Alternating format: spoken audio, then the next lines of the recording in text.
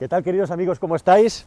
Aquí lo tenemos, BMW X3, pero no cualquier X3, es el iX3, la versión eléctrica que estamos probando en un viaje desde Madrid a Barcelona para ver exactamente cómo funciona, cuánto consume y qué tal se viaja con la red de recarga de Ionity.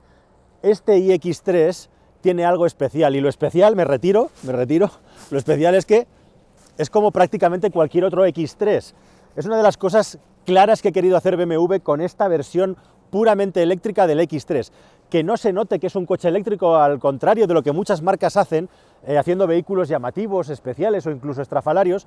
BMW ha decidido que no, que lo que busca es que el vehículo se parezca lo más posible al resto de la gama, es perfectamente identificativo y sí lo distingue con algunos elementos de decoración, entre lo que destacan algunos elementos de color azul, algunos detalles en la parrilla, como el logo circundado por un color azul eléctrico, igual que esta parrilla, que además tiene unas tapas que hacen que la entrada de aire esté prácticamente condenada, porque este coche no lo necesita como coche eléctrico y esto mejora la aerodinámica. Igual que estas tomas de aire que hay aquí, cuyo aire pasa a unas llantas que en esta versión son específicas de 20 pulgadas con un diseño que mejora la aerodinámica del coche.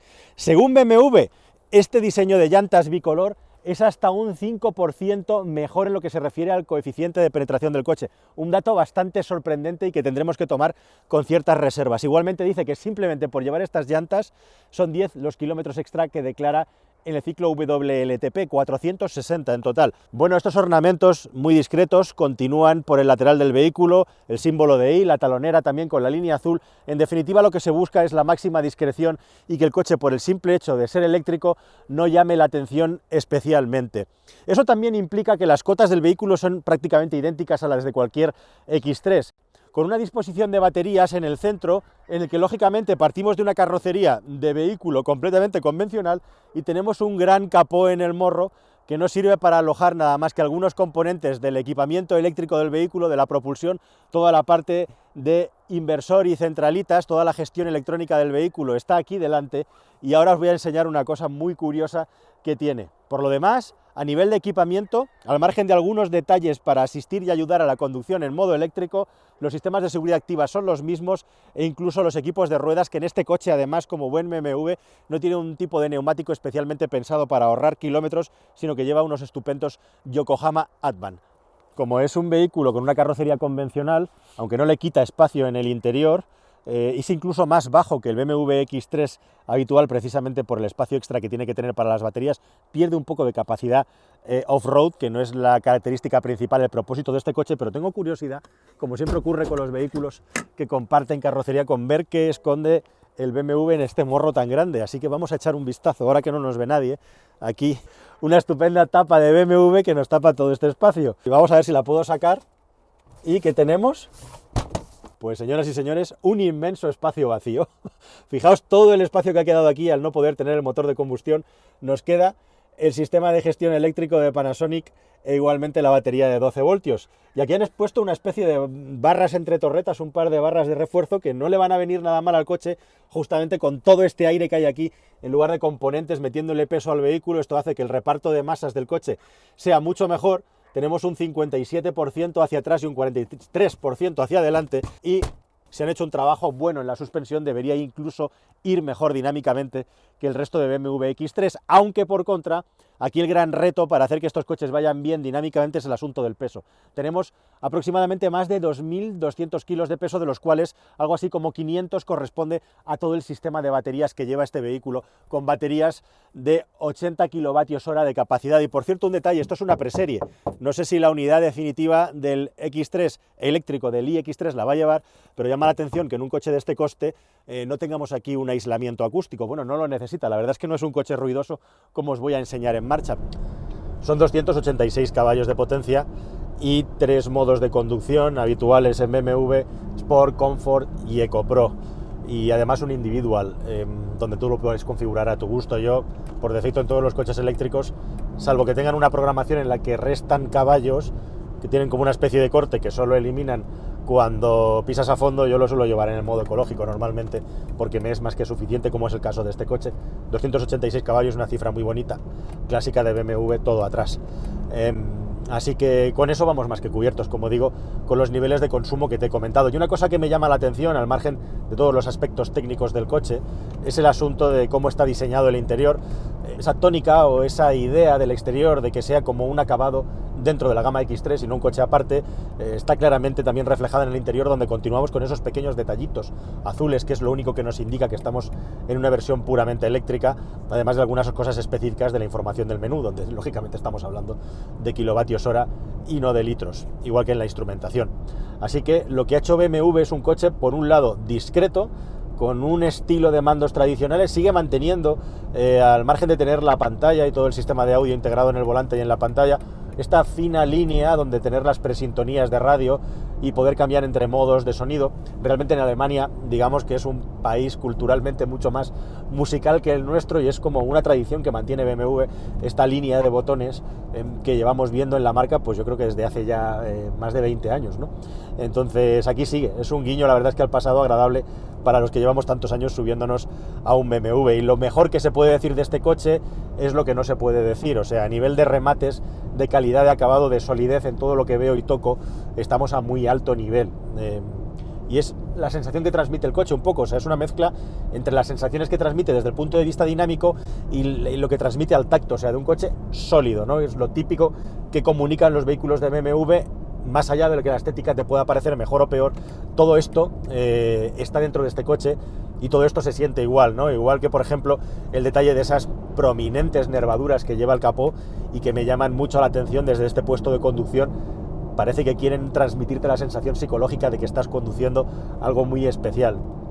Bueno, pues aquí seguimos el viaje, como era de esperar. El consumo va bajando un poco porque ahora tenemos un terreno más favorable, pero eso, nos vamos a estar moviendo todo el rato entre los 22 y los 25 kilovatios hora.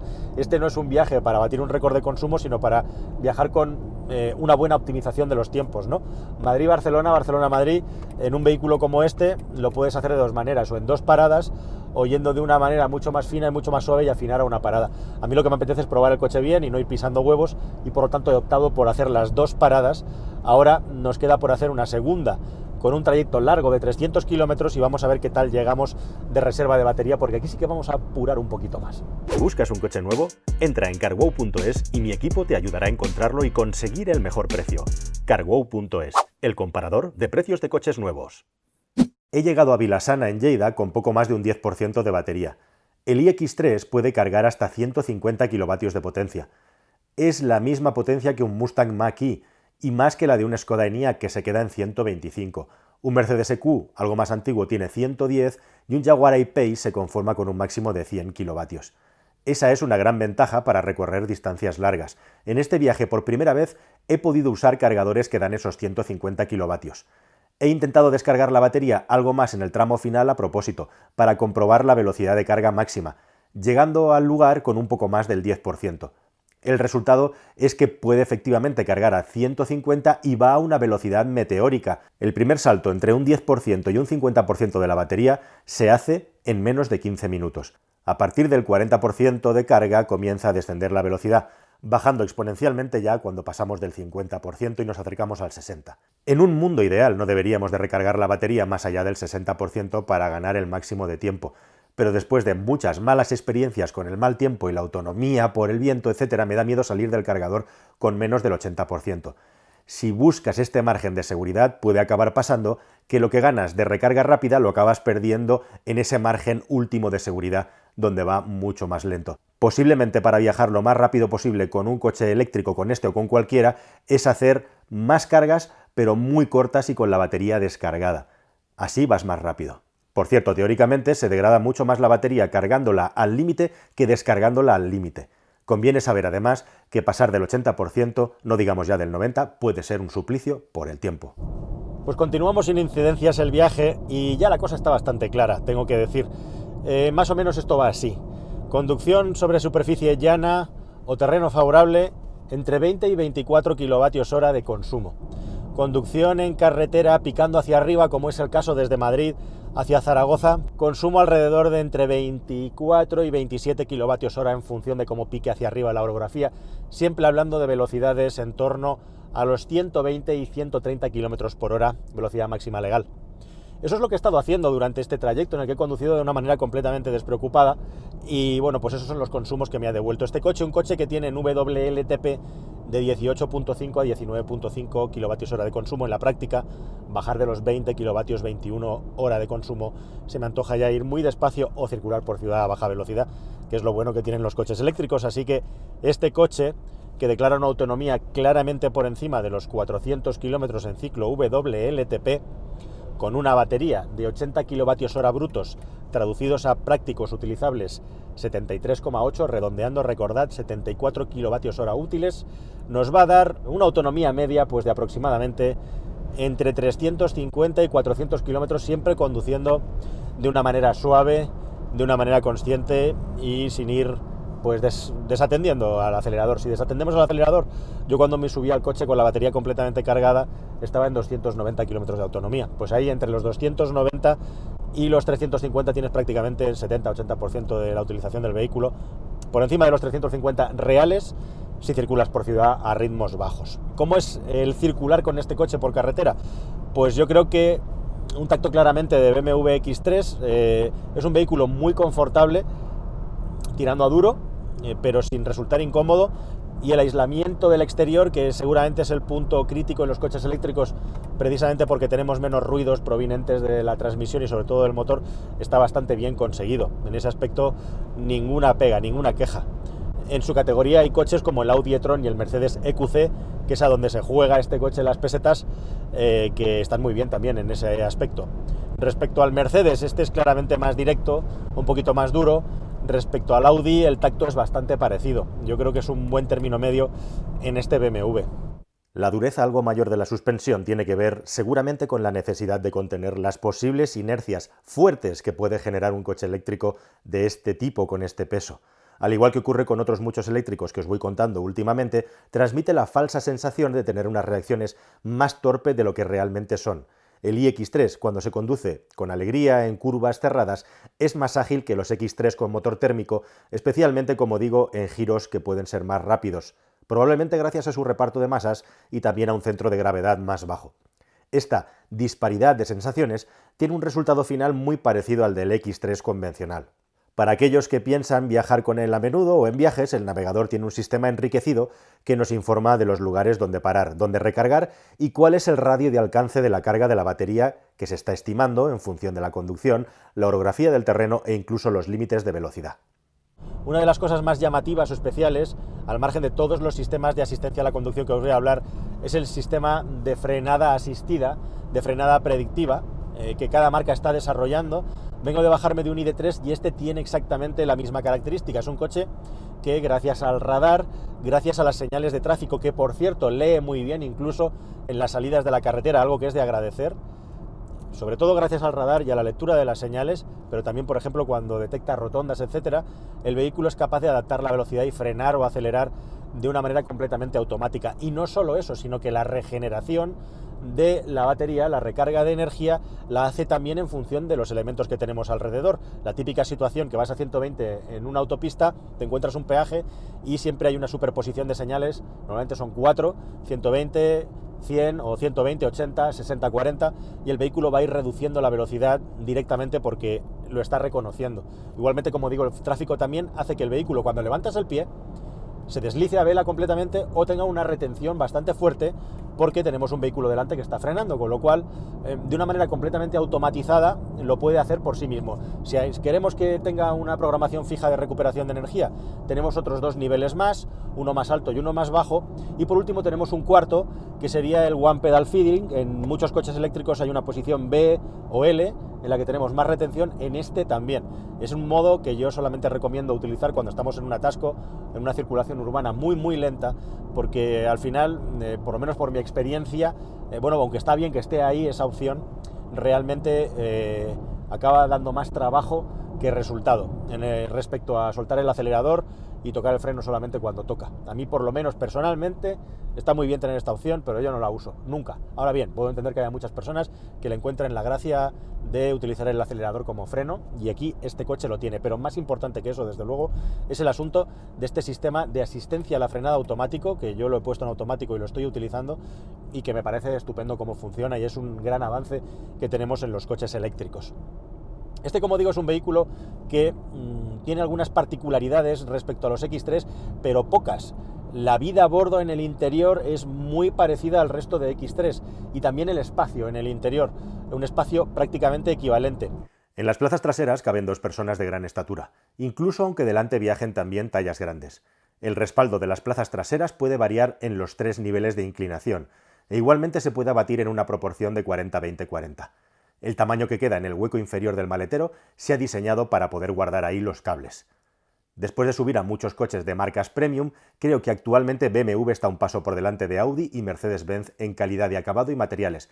Es una diferencia que no es muy grande, pero lo suficiente como para que sea notoria incluso para un usuario no muy preocupado por este aspecto. Respecto al maletero, los mejores X3 tienen 550 litros de capacidad y este tiene 510. El espacio de maletero básico principal es el mismo, lo que cambia es la capacidad de maletero en el segundo piso por debajo, que aquí tiene un punto de corte y no hay un fondo total.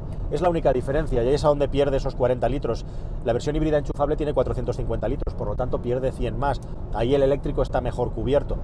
Y bueno, pues es el sitio ideal, está pensado para eso, para colocar los cables con los que vamos a cargar este coche, con los que vamos a cargar una batería que es capaz en corriente continua de cargar hasta 150 kilovatios, que es una cifra alta. Y bueno, pues es una buena noticia porque cada vez va a haber más cargadores de este tipo en carretera, aunque en casa no vayamos a cargar con esa potencia, pero nos permite recuperar kilómetros a mayor velocidad. Y hablando de todo esto, una disposición de baterías buscando que el coche tenga, pues eso, el mejor reparto de masas. En este vehículo tenemos 57% atrás, 43% adelante. La disposición de las baterías es colocarlas en el centro, pero el motor y todos los elementos de la transmisión están unidos en una única pieza que BMW llama sistema de propulsión eléctrica de quinta generación, que lo que busca es hacerlo lo más compacto y ligero posible, y eso está puesto en el eje trasero. Y además, las celdas, que están repartidas en 2 líneas de 4 y de 4 celdas de baterías, tienen en la parte trasera final también 2 celdas más que están superpuestas una encima de la otra. Por eso esa diferencia pequeña en el reparto de pesos, que aún así hacen que sea un coche bastante equilibrado. El motor eléctrico del iX3 es síncrono pero de rotor bobinado, exactamente igual que el del Renault Zoe, en lugar de los más habituales motores de imanes permanentes de neodimio. Aquí no hay imanes, y sí acero y cobre. Esta tecnología, aparentemente más antigua, tiene la desventaja de ser más voluminosa y pesada para una potencia equivalente, y además es un motor eléctrico más complejo de controlar electrónicamente en todos los usos que se hacen en un coche. Necesitas un cerebro mayor para gestionarlo. Pero por el contrario, parece que empieza a intuirse en las pruebas que hacemos con estos motores que podrían ser más eficientes pese a estas desventajas, entre otros detalles gracias a que son capaces de mantener el par máximo durante más tiempo. El software de control aquí también es muy importante y ahí BMW en conjunto parece haber hecho un buen trabajo. La estrategia de baterías fabricadas por CATL también es similar, no depender de materiales exóticos, costosos y escasos, como los imanes de neodimio, y en este caso en baterías reducir al mínimo el cobalto. La química de este coche solo tiene un 10% en su composición de este material costoso y contaminante. El iX3 es un SUV eléctrico con un buen tamaño interior cuyo precio comienza a partir de los 72.000 euros. Un precio alto, que lo sitúa entre los más caros de su clase. A cambio nos llevamos un coche discreto en el exterior y el interior, pero que está claramente mejor hecho que la media con una calidad de acabado superior. Su aerodinámica es buena para las proporciones y tiene posiblemente el mejor sistema de asistencia a la conducción de su categoría con permiso del Mercedes EQ, y tiene igualmente un comportamiento dinámico que busca imitar a un X3 convencional con las particularidades explicadas. También tiene un consumo que, a falta de probar los nuevos y recién llegados Enyaq con Mustang Mach-E, es el mejor de su categoría y en competencia con el Tesla Model X. En definitiva, de los más caros, pero posiblemente también de los mejores, si no el mejor, en la suma de todos los factores valorables. Y todo eso con la discreción, casi podríamos decir recalcitrantemente alemana, de ser el primer SUV eléctrico de una marca alemana como BMW, pero que no se note que sea eléctrico. Un coche que parece huir de las estridencias y del hype, pero que es igual o mejor que los que se pasan el tiempo acaparando titulares.